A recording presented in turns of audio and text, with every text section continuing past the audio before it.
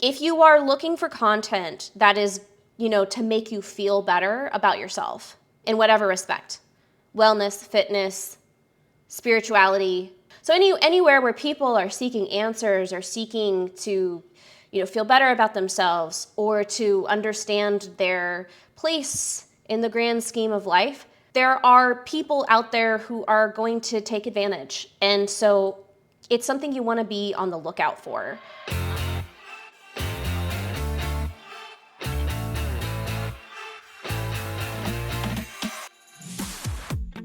Hey there, welcome to the Coaching Corner podcast. I'm Jade Harrison, aka JD Gaines. I've been a personal trainer for about 10 years, and I've created this podcast to share with you the tips and lessons that I share with my personal training clients. In today's episode, I'm going to share with you a conversation that I had with my Twitch chat when I was live on my Twitch channel, twitch.tv/JDGaines. We were discussing the topic of how to spot bad fitness and wellness influencers.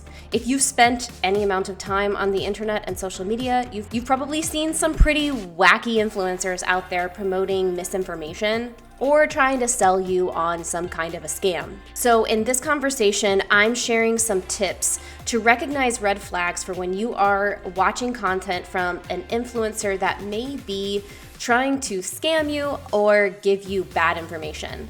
I'm also going to share some green flags to look for in fitness influencers that actually are worth listening to. And before we get into the episode, make sure to like this video and subscribe to my channel if you're watching this on YouTube. If you are listening to the podcast, make sure that you have followed the channel so that you always get the latest episodes delivered right to your device. If you're interested in learning more about me, and if you want to work with me as your personal trainer, you can check out my website, jaydigaines.com. That's JAYDIGAINS.com. You can also join my membership where I post monthly workout plans, meal plans, recipes, training tips, fat loss tips, and nutrition tips. All of that can be found on my website. Without further ado, let's get into the episode.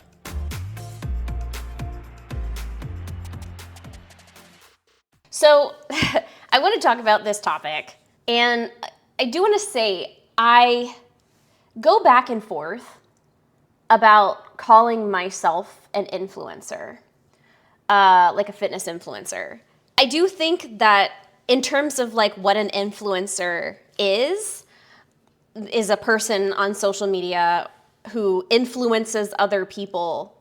By definition, the actual job, how they make money, what their whole thing is, what they're supposed to do is make content that gives a lot of views, gets a lot of engagement. The goal is to go viral as often as possible. So when you're an influencer, typically you pick like some kind of a theme or you've got some kind of a brand, some kind of a vibe, some kind of a catch phrase or, something that's recognizable. And the goal is to go viral as often as possible, to get as many views as possible, to get as much engagement as possible. That's how influencers get paid. We, and I do say we because I am a partnered, creator on multiple platforms. And I do get paid for certain amounts of views. On TikTok, I get paid for the certain amounts of views at like 1 minute. And there's other tiers of pay where you get paid for a certain amount of comments, right? So as you can kind of probably put together, when it comes to being an influencer in the fitness space, if the goal is views, virality, comments, engagement, then it's a kind of slippery slope to where you can find yourself creating content for engagement that maybe isn't necessarily like good information or good guidance, or possibly has like a negative impact on somebody's, fitness journey or their mental health or their idea of themselves, right? So on the other hand, what I actually do see myself as is like what I am. Professionally, I'm a coach. I coach people. I'm a personal trainer. I have one-on-one personal training clients that I serve in person and online. And I, through my podcast is all about like teaching people how to build a healthy lifestyle, how to make progress on their fitness journey, right?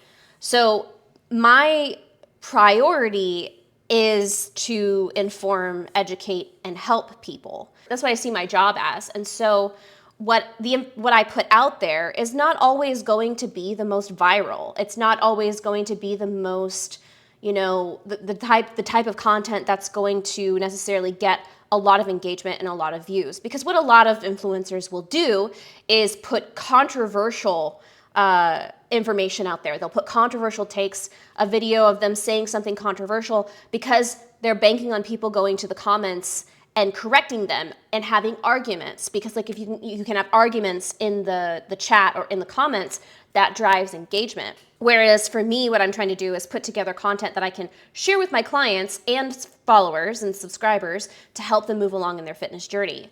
So the drive of success is different for someone who's a coach who's trying to help people versus an influencer who is trying to get views, trying to get engagement. And sometimes it can be really difficult to tell what kind of a person you're dealing with when you're scrolling on social media. Sometimes it can be very difficult to tell whether the person who is presenting information in front of you is giving you good information, or if they're just an influencer trying to drive engagement, right? So that makes it very tricky and difficult. And the problem is not just that these people are sharing bad information and it's going viral, and a lot of people are, learning things that could potentially hurt them. It goes even further than that, in that like, the rabbit hole goes pretty deep. But there's also a pretty significant, what we might call the fitness to alt-right pipeline, which is prominent and exists all over the internet. Everywhere where people are seeking information on like how to live or like how to make themselves feel better, there is an alt-right pipeline that goes with that thing. You see it in the spirituality community, right? There's the spirituality to alt-right pipeline, where you have like people who are like getting into magic and people who are reading tarot cards, and they get lured in with these things that will like make them feel better or help them to make sense of their life. And it can be very easy to kind of like pull them over into just like little bit by little bit, they get kind of conditioned into more and more like white supremacy. You can also see this with the wellness community as well. There's like the clean eating, trad wife content that kind of is a funnel, can become a funnel toward the alt-right, where, conversations start to devolve into women's place is in the kitchen and that's what they should be doing, and women should be making babies and that's all they should be doing. So there's a lot of these pipelines on the internet, and wherever you're hanging out on the internet, whether it's here on Twitch, whether it's on YouTube, if you're watching this on YouTube, or if you're on social media, TikTok, Facebook, Instagram, wherever it is that you're hanging out, if you are looking for content that is, to make you feel better about yourself in whatever respect, wellness, fitness, spirituality, Christianity, I think we are all, just look at our government and you can see that the very clear Christian to alt-right pipeline that exists in this country in particular, but it's always existed. So anywhere where people are seeking answers or seeking to, feel better about themselves or to understand their place in the grand scheme of life, there are people out there who are going to take advantage. And so it's something you want to be on the lookout for.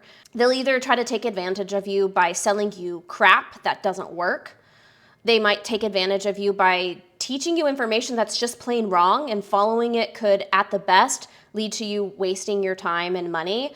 At worst, it could end up getting you sick or even, dying, right? Or unaliving. And also there's people who might try to sell you on some kind of a belief system, which might be political or religious, right? So you want to be super careful about that when you're navigating these spaces online. These pipelines have always existed, and they probably always will, but you need to be on the lookout for these kinds of things. Scammers of all types, whether they're trying to sell you a product that doesn't work, a fucked up ideology, etc. They kind of all have very similar things in common.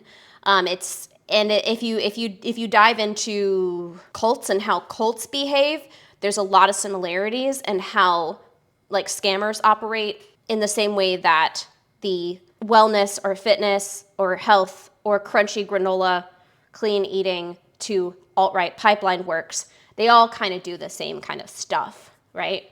So once you kind of start to understand what the red flags are to look out for, then you'll be a lot more protected against these bad actors in the space, which will, for you, allow you to sift through bad information so that you don't end up hurting yourself, wasting your money, wasting your time, or potentially getting sucked into fucked up ideology and political movement, right? So that's what I wanted to kind of share today. Have you guys noticed? I mean, what have you seen? Like, what kind of shitty stuff have you seen on the internet? What are the trademark things that these like scammers and these just like these bad actors, like what are the things that they do that maybe gives you the ick or tells you, I think this might be, there's something suspicious here. Like, what are things that like set off the alarms for you guys? Referencing a vague them. Oh yeah, an other reference. In group versus out group. We're not like other people. We're not like those shady people over there. But it's like vague, right? It has to be vague, a vague other. Brain rot content, anything that expresses an idea in some kind of absolute manner without explaining any nuance, i.e. literally everything short form. Yeah, I think there's room for a debate there. But yeah, like short form, a lot of times if it's like 15 seconds or less, how can you fit any kind of nuance into that? Because the truth is, like when it comes to fitness and wellness and health in general, most of the time, the answer to any question that you could come up with is it depends. Like, you know that you're dealing with someone who fucking knows their shit if that's what they respond with most of the time. Someone who knows what they're talking about and someone who isn't just trying to sell you on some bullshit is more often than not going to say, it depends. That's a trademark thing. Like, that's a green flag to look for when it comes to fitness influencers and health influencers, science influencers, right?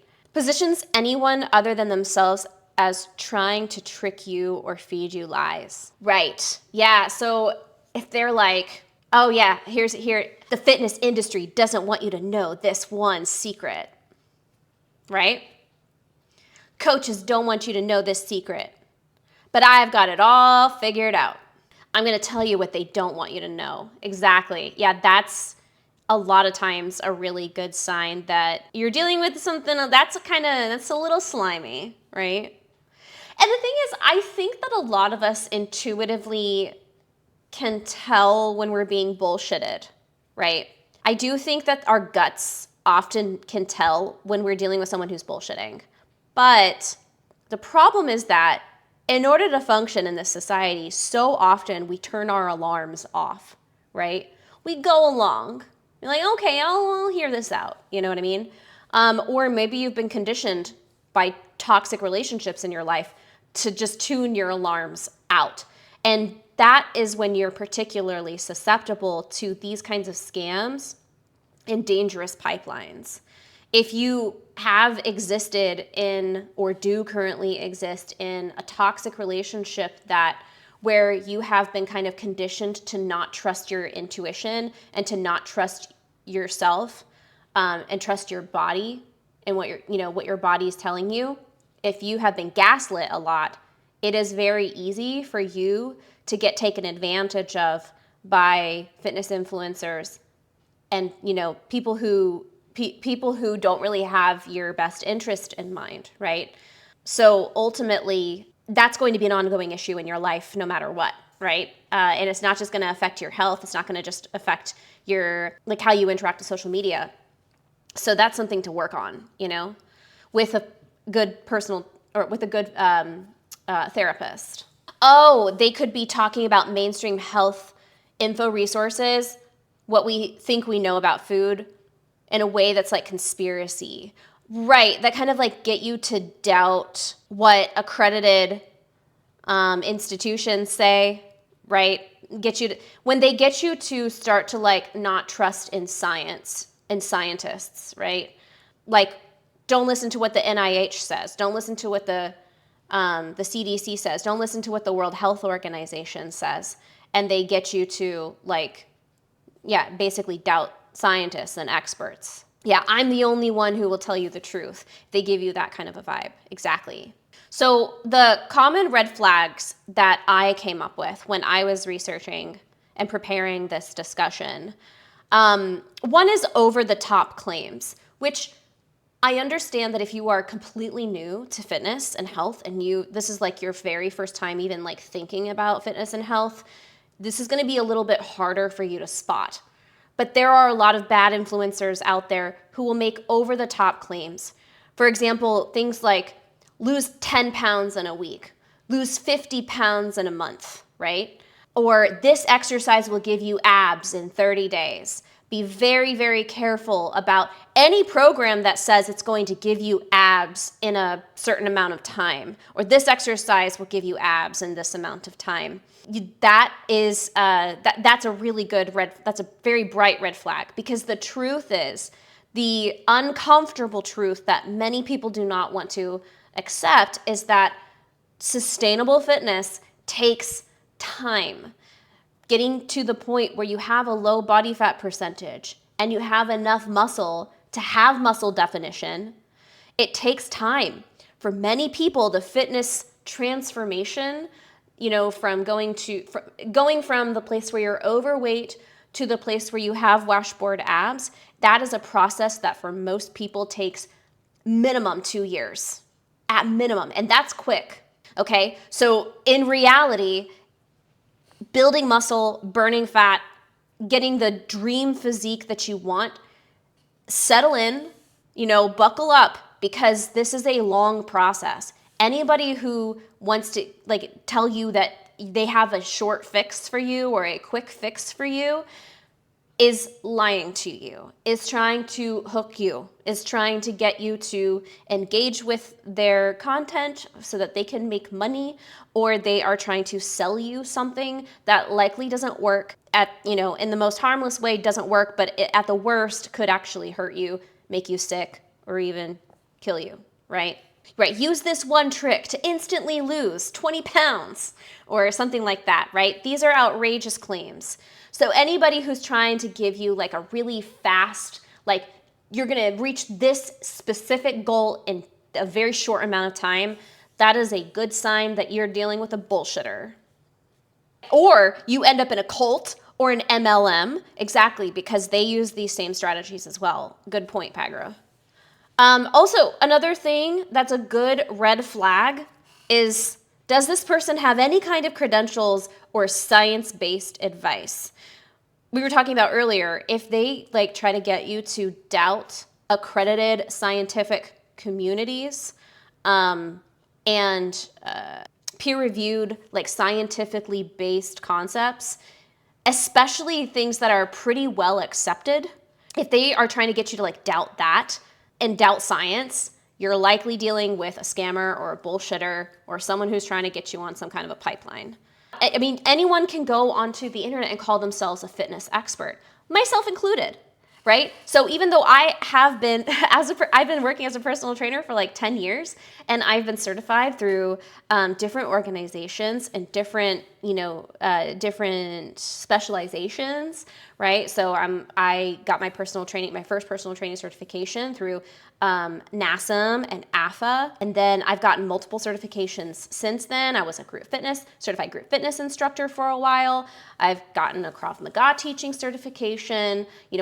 I have accredited certifications, and I'm always being educated, trying to keep up with continuing education units. So if someone doesn't have any kind of credentials, at least a bachelor's, if you're going education-wise, they at least have a bachelor's in exercise physiology or kinesiology, science like that, or they have some kind of certification through a certifying agency that's accredited, like NASM, ACE, a certified strength and conditioning coach, right? They need to have some kind of a connection, or at least are science-based, and using actual science in their advice, right? And it should be stuff that you can verify, right? It's important that when they're talking about, if they're making claims, especially claims that are sort of going against the grain, that they are referencing actually peer-reviewed scientific papers and journals, because there are a lot of shitfluencers out there who are being like, the health scientists don't want you to know this, and then they basically give you garbage, right? So there needs to be some kind of a link if they are themselves not accredited with a university or a accrediting organization. At the very least, when they're talking about something, they should be referencing the science, and the science should be something that you yourself can verify. You should be able to go and look at and read articles and papers on the topic. And a really good fitness influencer, if they have like a blog, they will often link directly to the research that will tell you more about the thing that they're talking about. There are a lot of really good fitness influencers who do this, who do link directly to the studies. Menno Henselman, how do I say his name? Menno, right? Just Menno? Wait, no, is it Menno Henselman? I don't know how to actually say his name. He's a good example of someone who's always talking about the science. He himself also is a researcher. Sometimes he will talk about some pretty controversial stuff because it'll be like, this study that just came out kind of makes us think differently about this thing. But he's going into the science and also making it something that you can kind of digest as a normal person. Lane Norton also does a lot of focus on the science.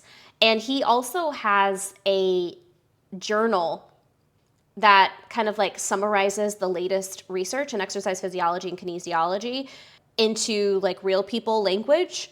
So that's another pretty good one. Well, Dr. Mike, Dr. Mike, also a really good one. Literally a researcher, really jacked, amazing dude. Who's the short blonde guy? He didn't actually go to school for it, but he actually now like participates in studies. Jeff Nippard, there we go, Jeff Nippard. Jeff Nippard is another really good one. So these are influencers who are talking about science and who are linking to the science and breaking down the science into, easy to understand terms and also how to apply it in your own training, right? But people who kind of are, get you to like doubt science and like, scientists don't want you to know this kind of stuff, that's a big red flag, okay? If they want to position themselves as the one true connection to the truth, right? Whatever the truth is that they are claiming they have, that is a red flag. I mean, and in general, the more anecdotal and opinion-based the content is, the more skeptical you should be, right?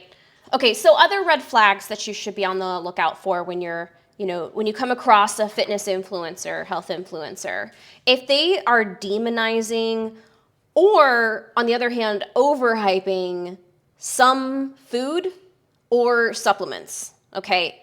If they are like all about some kind of a one ingredient that's gonna change your life. Perfect example of this is apple cider vinegar. That is a good kind of segue towards a wellness influencer that recently Netflix actually made a dramatized sort of like a life story type of thing. What would you call it? There's a drama on Netflix about the rise and fall of Belle Gibson, who is an Australian wellness influencer who rose to prominence in the early 2010s. And she gained a huge following, and she also got like promoted by major companies like Apple, and I think it was Penguin Publishing published her cookbook, The Whole Pantry. She rose to prominence in the 2010s, early 2010s, with her app that was in the Apple App Store and was promoted by Apple. And what she basically claimed was that she had had cancer like multiple times and that she had cured her own cancer. And so all you had to do was follow along with her recommendations, buy her cookbook, and use the app, and you could basically cure your own cancer. That was the claim. Which is a really kind of like, you get a couple of red flags there already. She's already making pretty outrageous claims, which was like red flag number one, right? But one of the things that she's really one of the things that's kind of like about that like whole period of time was this rise in popularity of apple cider vinegar, which everybody was like kind of promoting on social media. I saw all over social media. It was kind of like a juice diet type of cleanse thing, that, drinking apple cider vinegar and basically reducing your food intake would cure you of all kinds of ailments, right? And it turned out that she was a complete fake. Not only did she lie about having cancer multiple times, she lied about her age. She was incredibly young when she rose to prominence. I think she was 18, but she lied and said that she was like in her mid-20s. And journalists began to expose the inconsistencies in her cancer narrative. So then she admitted in a 2015 interview that she never actually had been diagnosed with cancer. And then she was fined 400,000 Australian dollars for breaching consumer laws, but she actually like never paid that money. So it's wild. And it was actually one of my personal training clients who recommended watching Apple Cider Vinegar. Yeah, but this is a great example of someone who basically is shitty influencer, who got lots of money, lots of recognition, was even like promoted by Apple, got this like big published cookbook that was like recommended, and she was everywhere. But what she was basically promoting was complete like bullshit, right? She never even had cancer to begin with. And people who were trying to follow her recommendations were not getting better. They were actually getting sick, right? So that's a good example of somebody who, is like trying to kind of take advantage. And that's like one of the best examples. She's making these outrageous claims. She's, she and other influencers too. I saw a lot of influencers in that time period being like, drink apple cider vinegar in the morning every day and it will cure everything, right? Now there's benefits to vinegar, and there's a lot of benefits to apple cider vinegar in particular, but it is not this superfood that's going to save your life. It's not this messiah of a food, right? If they are trying to promote anything as like the messiah thing that's going to save your life and fix you, whether that's a food, an exercise program, a diet, a meditation, right? If they present anything as like your fix, your cure-all, that is a big red flag that you're dealing with a shitfluencer, right? And again, what we were talking about with influencers, if someone is trying to be an influencer and that's their job, their primary goal is to get something to go viral, right?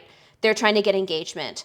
And so you can tell a lot of times if you're dealing with this person, they have a sense of like, they're trying to get virality or engagement over accuracy, right? When you watch their videos, when you read their blogs or whatever, if their main like focus is like in driving engagement versus actually sharing information, you're likely dealing with a bullshitter if that's the majority of their content. Now, that's not to say a lot of really good fitness influencers, coaches, people who are giving good information, they will often make posts with the goal of going viral, with the goal of reaching a lot of people in order to grow their audience. So that is a thing that a lot of good actors will do in order to drive eyeballs to their platform.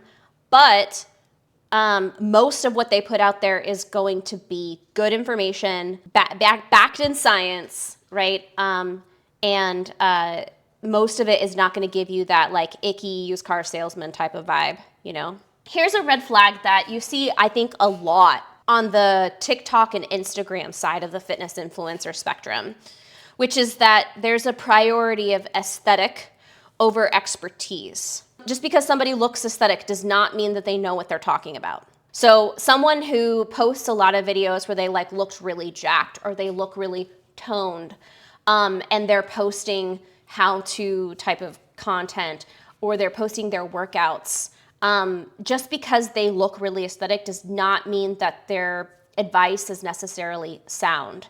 Especially a lot of these younger influencers, these younger fitness influencers who are in their early 20s, some of them are even teenagers.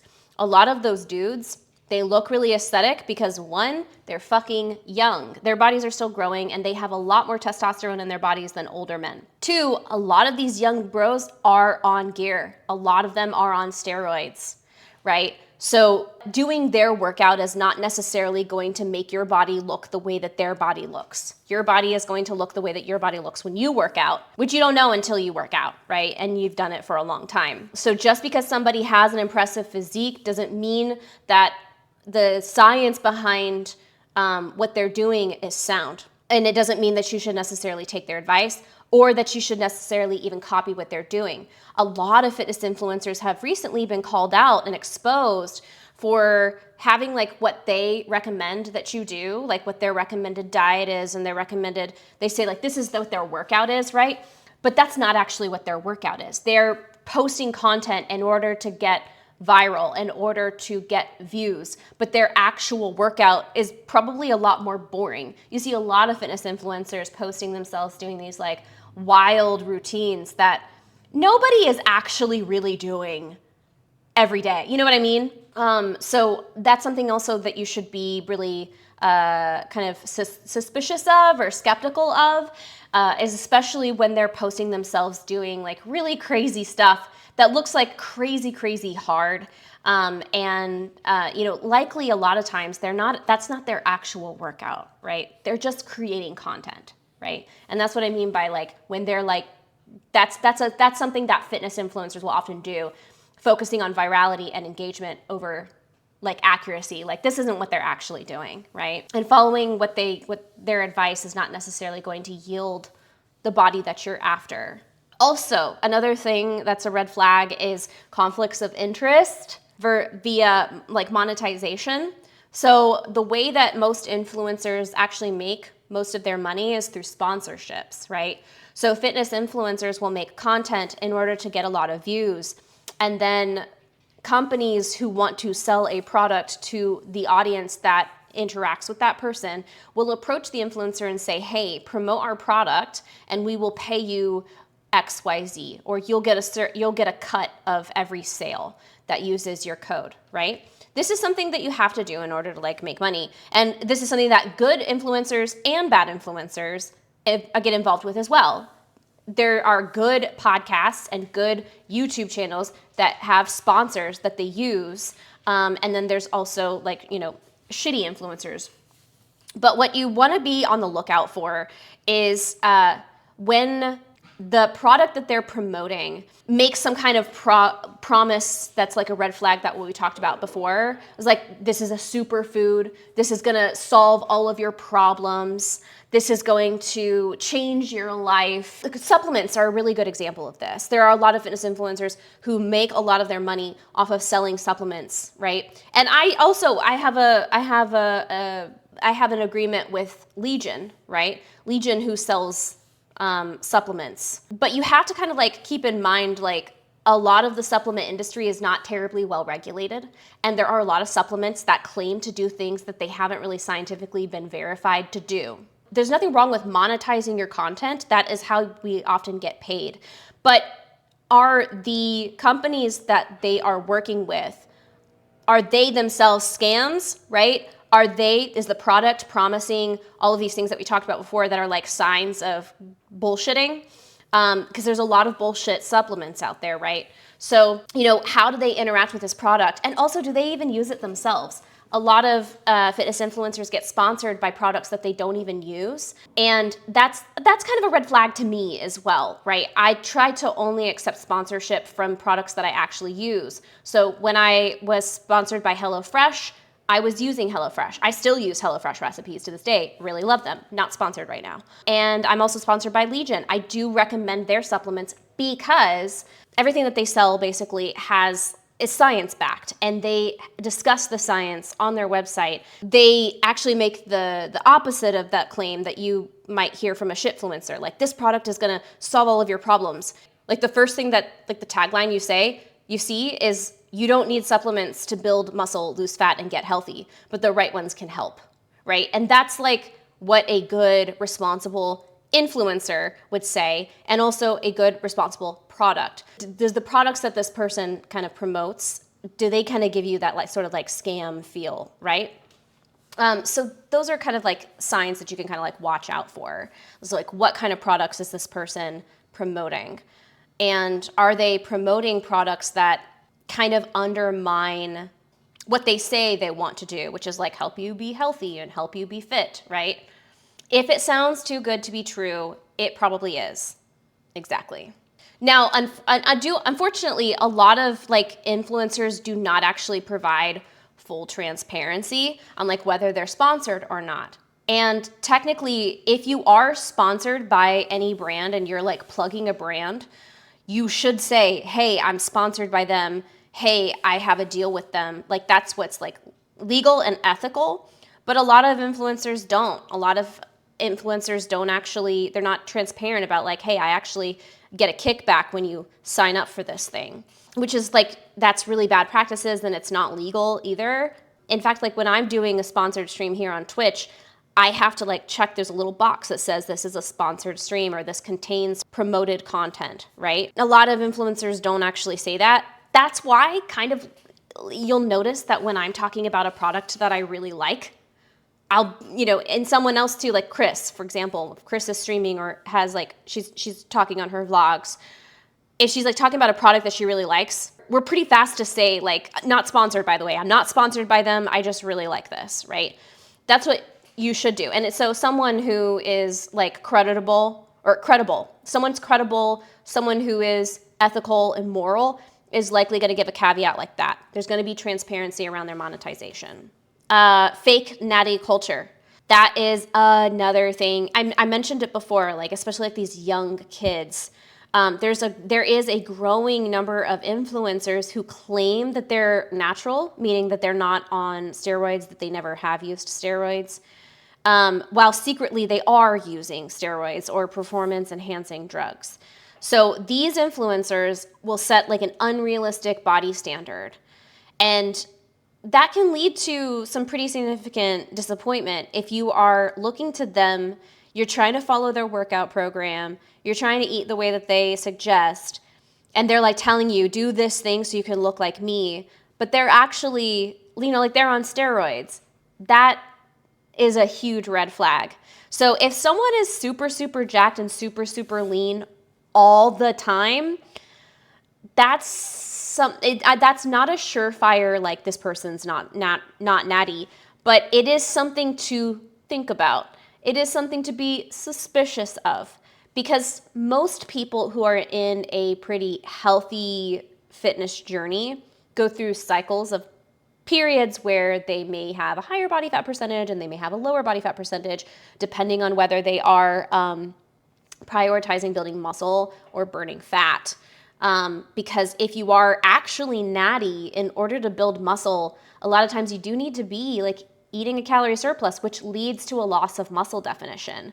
So someone who's like super, super lean and defined all the time, but is still like getting bigger, it's not to say that it can't happen. There are definitely people who are genetically blessed who can stay really, really lean and put on a lot of muscle at the same time.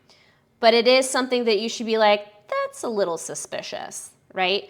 And especially if they say that they are like, that they're natty. A lot of people that you see who are like super, super jacked are not actually natty. So if they promote this idea that like you have to like follow what I do and you'll look like me, that's a red flag to me. That's a red flag. Any kind of person who's like, do this, this, this, this, and you'll look like me. If you want to have like, or they'll imply it, right? Like if you want to have my type of physique, or if you want to have a good butt and they show their butt, right? You just need to do this one thing. That's a big red flag. Also, going back to the whole idea of demonizing or overhyping foods and supplements, you know, they at the same time, like a lot of fitness influencers or shitty influencers will hype up one food as like the food that's going to solve all your problems, or this food is going to make you burn fat. This food is going to make you burn, 20 pounds of fat. At the same time, if they're like demonizing one food where they're like, you should never eat this, 5 foods you should never eat, right? That's a pretty common like clickbaity title, because the foods that are right for your body and that are going to help you to live your best like fitness journey are very unique to you. And again, anybody who's like worth their salt as a coach or as a guide or as someone to give advice is going to say in every situation, it depends, right? So what foods are right for you? It depends, So be cautious that they're also demonizing foods and saying like, you should never eat this or you should never drink this, that kind of a thing. And then finally, another red flag, last red flag that we'll talk about is promoting extreme workouts or extreme diets, right? There's a common catchphrase among shitty gym influencers who will be like, no days off workout plans. Like if they're like really hard workouts too, that are doing like lots of high intensity interval training and really like heavy lifting or high volume lifting with very little rest and recovery. That's a red flag for me. A lot of fitness influencers on YouTube, you'll see like they'll be like, follow along with this workout to build XYZ, to get, washboard abs. And it will just be like an hour of high intensity interval training, right? It's unrealistic, really, really hard, really extreme workouts or extreme diets like, eat like this for a month and it's basically a juice cleanse where you don't get to eat solid food for a month, right? Or any kind of juice cleanse. We've talked about cleanses and detoxes before on the podcast, but promoting any kind of extreme diet or extreme workout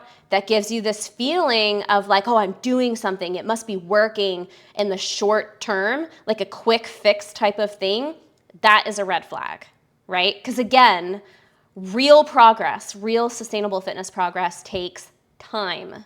It takes time. If you are overweight and you want to look toned, like you want to get lean and you want to have muscle definition, really, you need to be thinking in terms of years.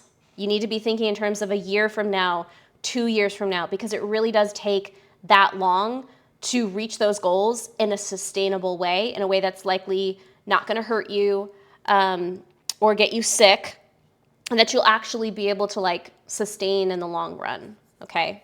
So those are red flags to look out for when it comes to shitty influencers, fitness influencers or bad actors, people who are trying to who don't have your best interest in mind, right? And I think that we can kind of tell when someone is actually giving us good information and they actually do have our best interests in mind. The markers of like a good fitness influencer is someone who's qualified, who cites their sources, right? And it's like legitimate sources. Someone who seeks the scientific facts and they prioritize science-based information over social clout, right? But also check their content history. Check someone's content history. What kind of content are they putting out there?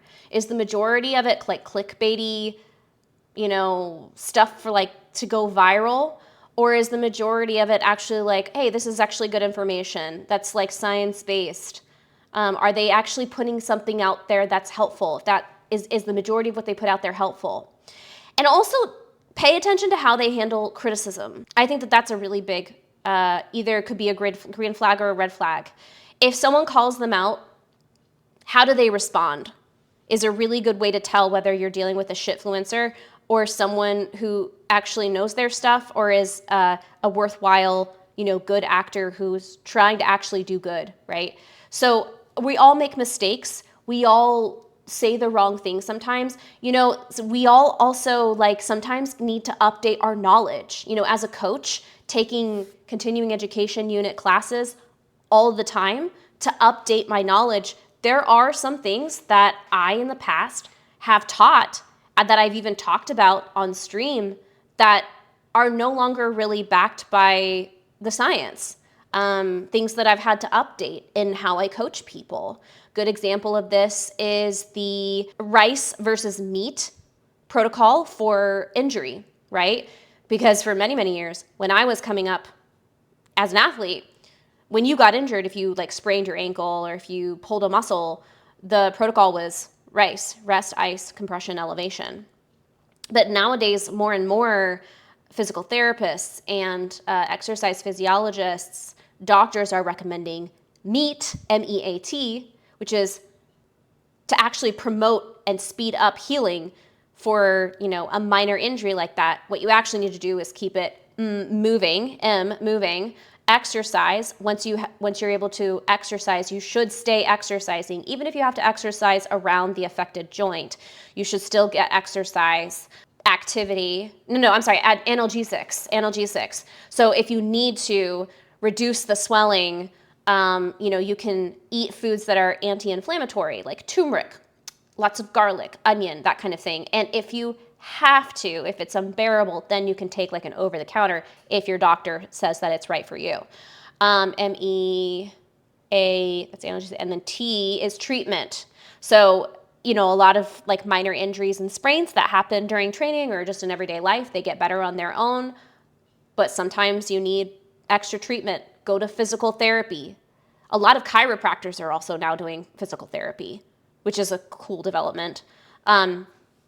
So that's what's actually recommended now. And I was actually corrected and called out by somebody in the community here on Twitch about recommending rice. And instead he recommended recommending meat, and also followed up with some sources that I could read to update my knowledge. So that's a perfect example of something that I've had to update. Another thing more recently is I've stopped teaching the Pilates imprint as a way to brace the core and practicing that at the beginning of resistance training. That has come as a result of having taught the imprint, and it has in some ways helped people to learn where their abs are and how to brace their core. On the other hand, though, a lot of people who are imprinting, when they hold that position while they're doing abdominal exercises like dead bugs or leg drops, it actually causes strain in their backs. And so I've researched it, and from multiple sources, chiropractors, physical therapists, and other experts, going back and doing the research and talking to these people and reading what they've written about the topic, decided to stop teaching the imprint and instead teaching people how to brace in different ways. So that's something that's a very recent update to what I offer. And that's always going to be the case. There will probably be things 10 years from now that I will have to teach differently, So all that to say, if you're dealing with somebody who's not a shit influencer, who actually is worth listening to, they're somebody who can handle criticism and who also is willing to have a growth mindset and grow beyond what they maybe currently teach or what they used to teach and what they used to say. If they can engage in good faith debate, if they can engage in good faith knowledge exchange, if they're willing to be wrong, right? If they're willing to be seen as wrong and then change and update, what they think, that's a sign that the person that you're following may actually be somebody worth listening to, right? But a shitty influencer, a shitfluencer is, probably going to respond a lot more like a narcissist, right? Narcissists hate to be seen as wrong. They want to be seen as an expert, and that is more important to them than actually giving good information. right? So if you get this sense that their whole focus is like being seen in a certain way versus actually giving good information, that's a good sign that this is somebody that you probably shouldn't be listening to. So I wanted to talk about that with you guys because, I think I've been in this space. I've been streaming on Twitch for 5 years or more now. And, my other platforms have grown. My YouTube channel is growing. And there have been a lot of shifts in the fitness influencing space. And there will be more changes that come along, Social media is just like fashion. There are cycles where certain things come into fashion and, certain things that, we said back in the 80s and then we're like, we learned like, that's not a good idea. And then maybe 5 years from now, new young influencers will probably start saying that kind of thing again, and we'll have to do a bunch of myth busting around it. That is kind of the nature of the beast. Whenever there is a free exchange of information, there's always going to be bad actors who are they're going to have their own ulterior motives. They want to be seen and they want clout and they want, money from sponsorships and engagement. And that's more important to them than actually giving good information and helping you along your fitness journey. I will say, the type of people, when I'm just like interacting with someone's content and I'm trying to get a sense of the type of person that I'm dealing with and I have a pretty good, strong like pattern recognition in certain like ways of people behaving. In my sense, I get a general sense of someone being like a good influence, versus influencer. A good influence, someone to actually listen to is, do they have like a teacher vibe to them? Do they have a nerd vibe about them? Like are they passionate about the thing that they're talking about? Do they have a passion for sharing knowledge about that thing, talking about that thing, right? Someone who has a passion for the thing versus is like more interested in attention, right? I look for people who have a good vibe of being a teacher. They want to share information. They love what they're sharing. They love to talk about the thing that they're talking about. And they also have the resources to back it up. It's science-based. And they also refer to like authorities, right? They respect the authority of other resourchers, like peer-reviewed studies of scientific organizations, right? Someone who's like more on the narcissistic side is going to be, they don't want the spotlight on anybody else but themselves. Like they want to be seen as the expert, right? The center of attention. So just be careful if you get that kind of vibe from people. And it is hard sometimes to tell. I mean, there have been people who've come out to be like really horrible people that you hear these terrible stories about that you're like, oh wow, I didn't see that coming. It's human nature, and it's part of the experience of being human to kind of be tricked by people who don't actually have good interest or have your interest at heart. But these are hopefully some tips that will help you to kind of sift through the bad actors that are out there and prevent yourself from getting, into a scam or some kind of a pipeline, right, that ends up hurting you or someone else. So yeah, I hope that you found that helpful.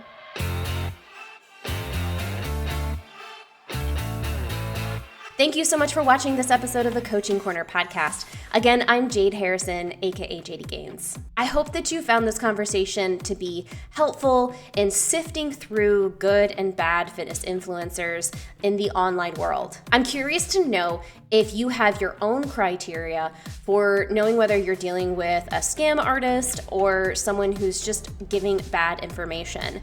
Leave that in the comments below this video if you're watching on YouTube. And make sure that you have subscribed to the channel if you're here on YouTube, or that you have followed the channel if you're listening to the podcast. I look forward to hanging out with you in the next episode. In the meantime, take care.